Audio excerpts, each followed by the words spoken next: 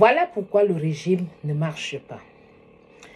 Bonsoir mes sportifs, je suis ici Donibi, je suis nutritionniste et coach sport. Cette semaine, c'est la suite de notre série des idées, des informations par rapport au régime amaigrissant.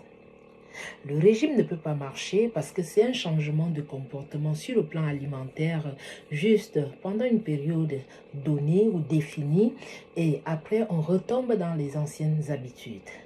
Le corps humain est constitué de milliards de cellules et ces cellules ont pour rôle d'absorption, c'est-à-dire de prendre les nutriments que tu donnes à ton corps afin de permettre le bon fonctionnement de ton organisme tout entier.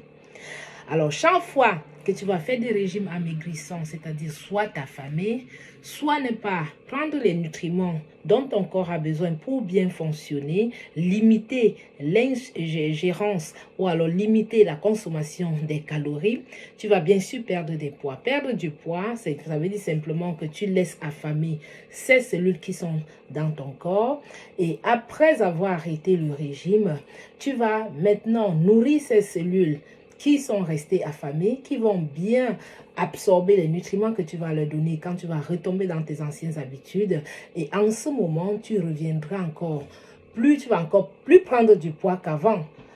Simplement parce que le niveau du métabolisme va baisser, donc la façon dont le corps travaille va être modifié, on va dire cela. Le muscle va être modifié, donc le muscle va mincir, diminuer. Et à partir de là, quand on sait que c'est le muscle qui détruit le gras, donc en ce moment, tu vas détruire moins de calories par rapport au point de départ quand tu as débuté ton régime.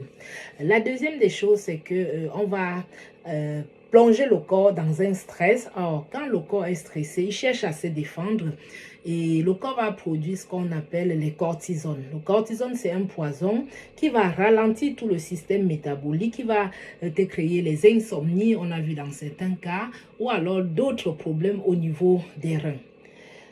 On va voir des sujets aussi qui vont quand même prendre des thés ou des laxatifs pour essayer de vider le corps de tous les nutriments. Et en posant ces genres d'actes pareils, ils vont détruire carrément les bonnes bactéries du microbiote intestinal. Et aussi à partir de là, il va avoir un déséquilibre total au niveau du microbiote, au niveau de la flore intestinale. Et en ce moment, on va parler de la dysbiose. Et on sait que c'est très très difficile de reconstituer cette partie du corps qui représente presque 70% de notre système immunitaire. Donc le côlon, c'est la zone de défense. Donc ces personnes qui ont l'habitude de se purger quand ils vont manger, ils se purgent juste pour perdre le poids ou alors juste pour ne pas grossir. C'est des choses à ne pas faire, quoi.